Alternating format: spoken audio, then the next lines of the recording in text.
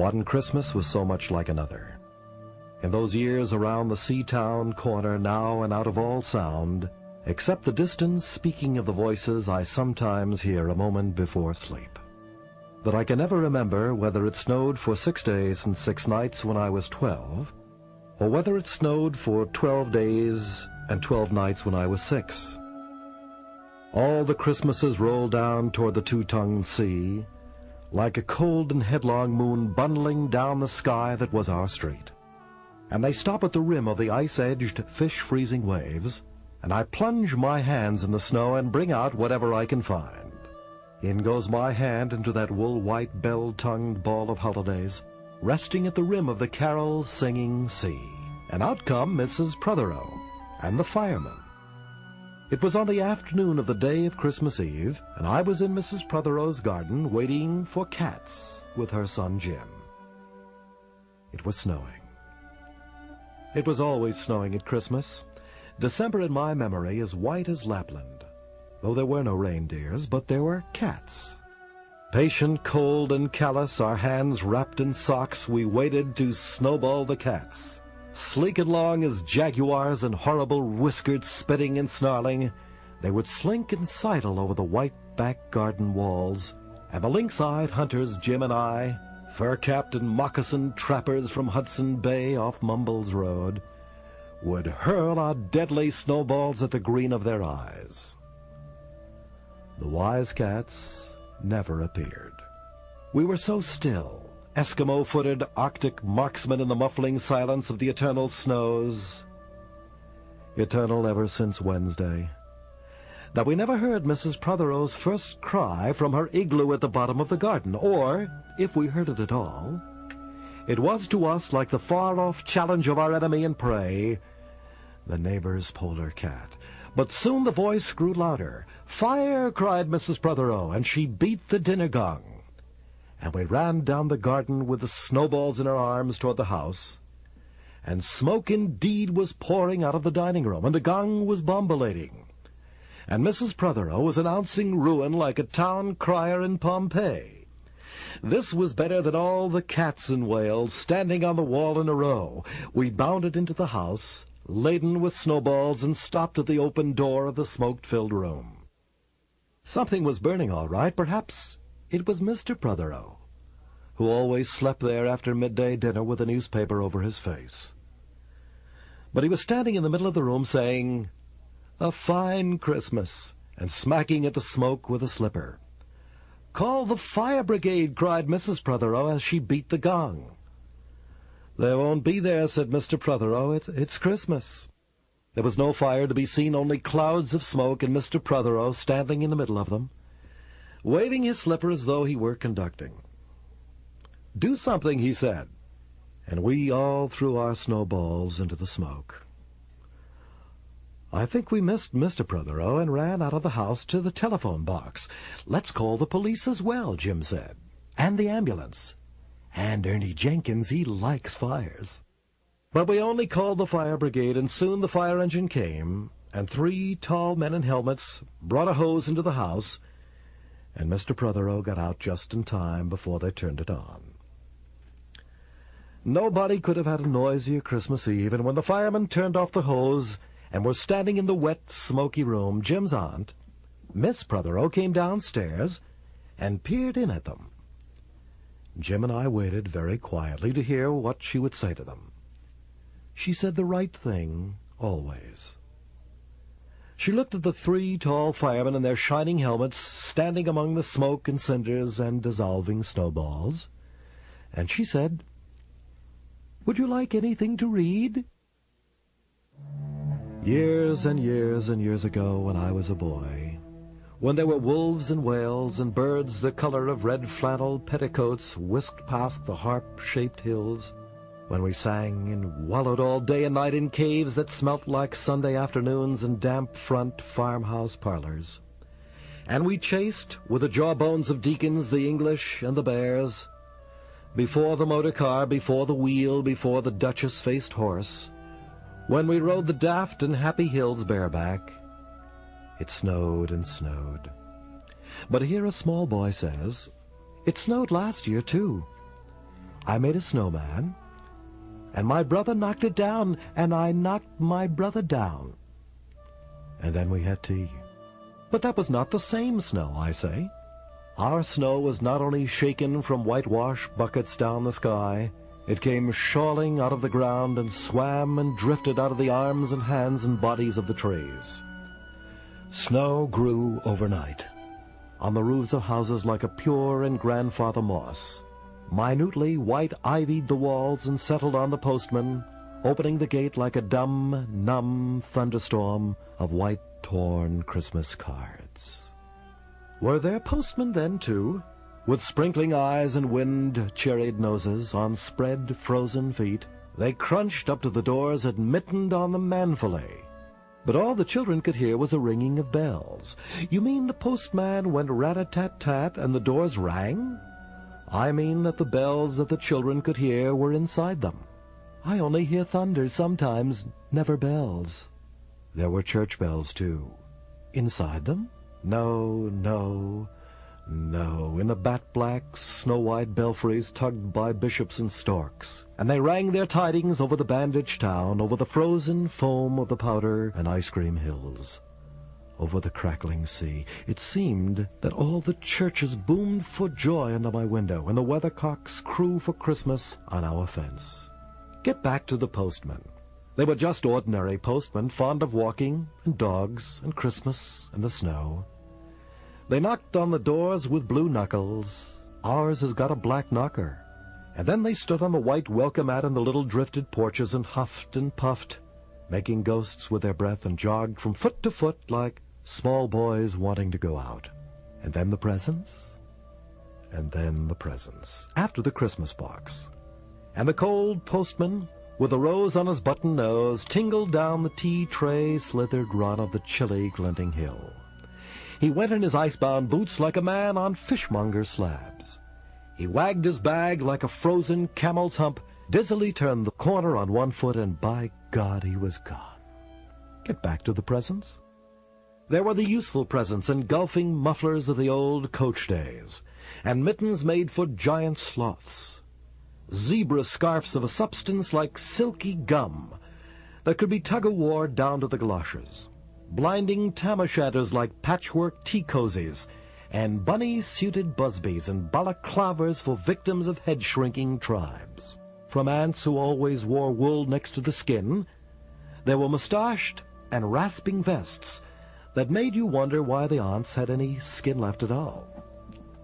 And once I had a little crocheted nosebag from an aunt, now, alas, no longer whinnying with us, and pictureless books in which small boys, though warned with quotations not to, would skate on Farmer Giles' pond, and did, and drowned. And books that told me everything about the wasp except why. Go on to the useless presents. Bags of moist and many-colored jelly babies and a folded flag and a false nose, and a tram conductor's cap and a machine that punched tickets and rang a bell. Never a catapult. Once by mistake that no one could explain, a little hatchet and a celluloid duck that made, when you pressed it, a most unduck-like sound. A mewing moo that an ambitious cat might make who wished to be a cow. And a painting book in which I could make the grass, the trees, the sea, and the animals any color I pleased, and still the dazzling sky-blue sheep are grazing in the red field under the rainbow-billed and pea-green birds. Hard-boileds, toffee, fudge, and all sorts, crunches, cracknels, humbugs, glaciers, marzipan, and butter Welch for the Welsh. And troops of bright tin soldiers who, if they could not fight, could always run. And snakes and families and happy ladders, and easy hobby games for little engineers, complete with instructions. Oh, easy for Leonardo. And a whistle to make the dogs bark, to wake up the old man next door, to make him beat on the wall with his stick, to shake our picture off the wall. And a packet of cigarettes. You put one in your mouth and you stood at the corner of the street, and you waited for hours in vain for an old lady to scold you for smoking a cigarette, and then with a smirk you ate it. And then it was breakfast under the balloons. Were there uncles in our house? There are always uncles at Christmas, the same uncles. And on Christmas mornings, with dog-disturbing whistle and sugar fags, I would scour the swatched town for the news of the little world and find always a dead bird by the white post office, or by the deserted swings, perhaps a robin, all but one of his fires out. Men and women wading or scooping back from chapel with taproom noses and wind-bust cheeks, all albinos, huddling their stiff black jarring feathers against the irreligious snow. Mistletoe hung from the gas brackets in all the front parlors. There was sherry and walnuts and bottled beer and crackers by the dessert spoons, and cats in their furabouts watched the fires. And the high-heaped fire spat, all ready for the chestnuts and the mulling pokers. Some few large men sat in the front parlors without their collars. Uncles almost certainly trying their new cigars, holding them out judiciously at arm's length, returning them to their mouths, coughing, then holding them out again as though waiting for the explosion.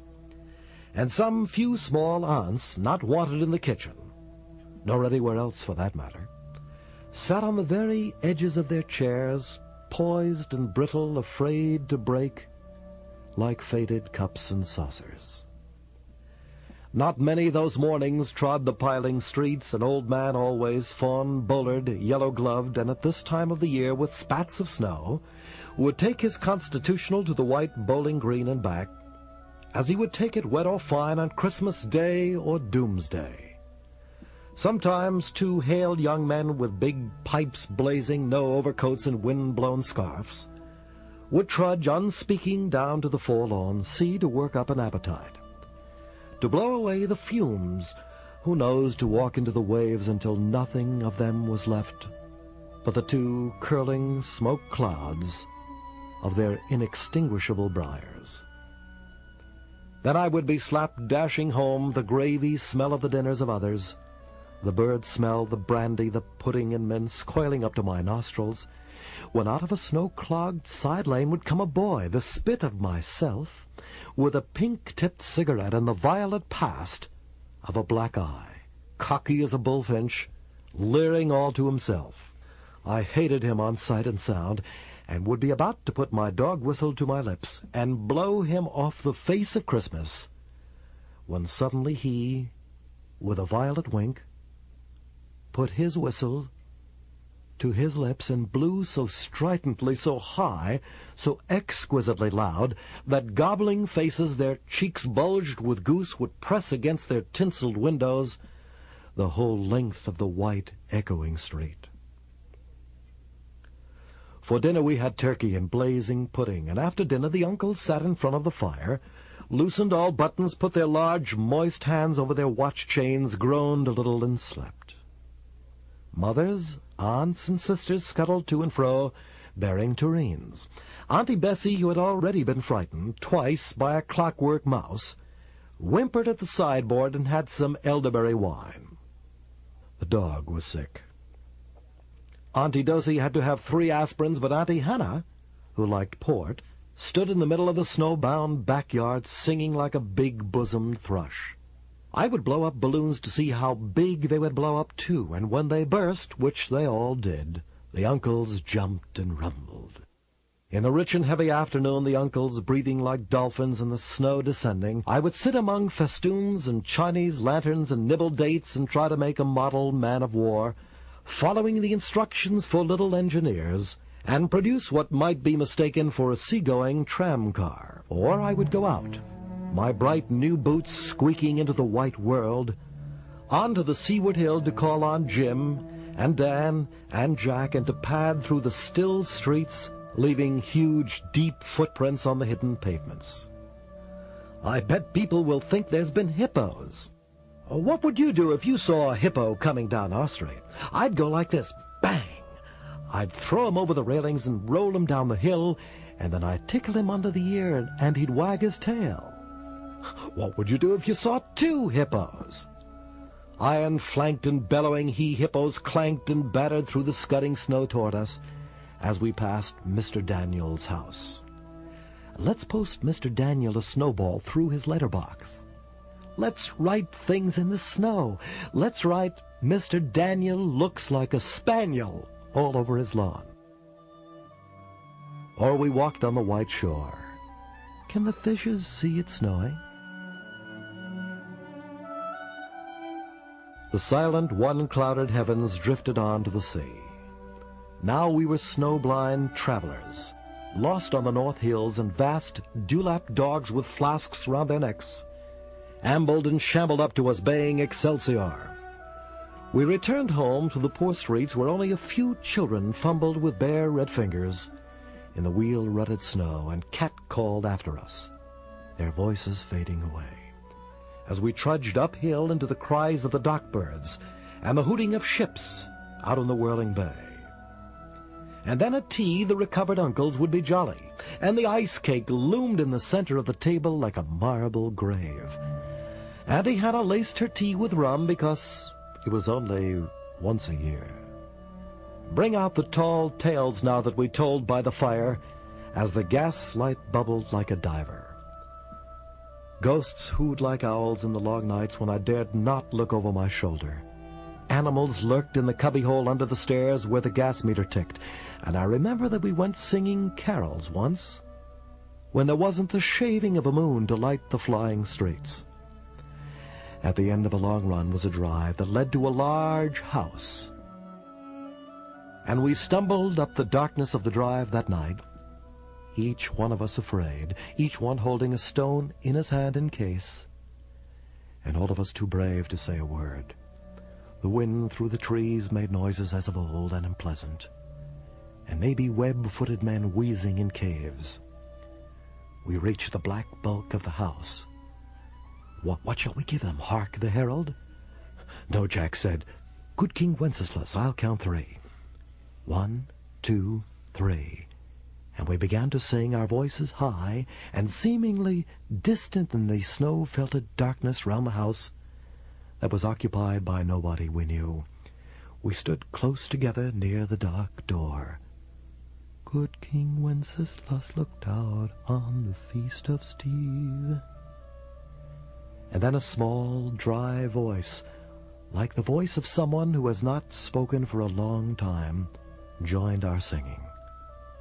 A small, dry, eggshell voice from the other side of the door, a small, dry voice through the keyhole. And when we stopped running, we were outside our house. The front room was lovely.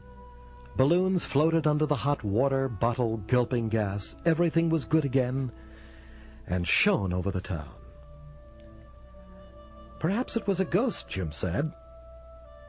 Perhaps it was Trolls, Dan said, who was always reading. Let's go in and see if there's any jelly left, Jack said, and we did that. Always on Christmas night there was music. An uncle played the fiddle, a cousin sang Cherry Ripe, and another uncle sang Drake's Drum. It was very warm in the little house. Auntie Hannah, who had got onto the parsnip wine, sang a song about bleeding hearts and death. And then another in which she said her heart was like a bird's nest. And then everybody laughed again, and then I went to bed. Looking through my bedroom window, out into the moonlight and the unending smoke-colored snow, I could see the lights in the windows of all the other houses on our hill, and hear the music rising from them up the long, steadily falling night. I turned the gas down. I got into bed. I said some close words to the holy darkness, and then I slept. Good King Wenceslas looked out on the feast of Stephen, when the snow lay round about, deep and crisp and even. Brightly shone the moon that night, though the frost was cruel, when a poor man came in sight, gathering winter fuel.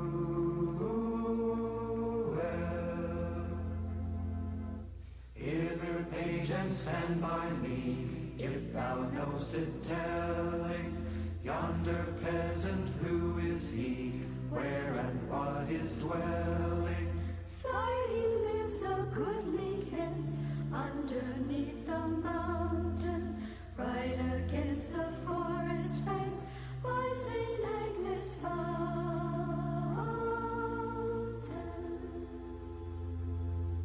Bring me flesh and bring me wine, bring me pine logs hither.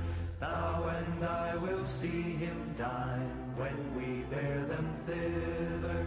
Page and monarch, forth they went together. Through the rude will's wild lament and the bitter weather. Sire, the night is darker now, and the wind blows stronger. Fails my heart, I know not how, I can go no longer. Mark my footsteps, my good page, tread thou in them wholly. Thou shalt find the winter's rage freeze thy bloodless coldly.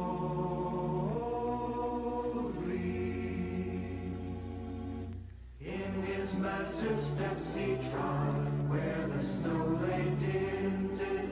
Heat was in the very sod which the saint had printed. Therefore, Christian men, be sure, wealth or rank possess.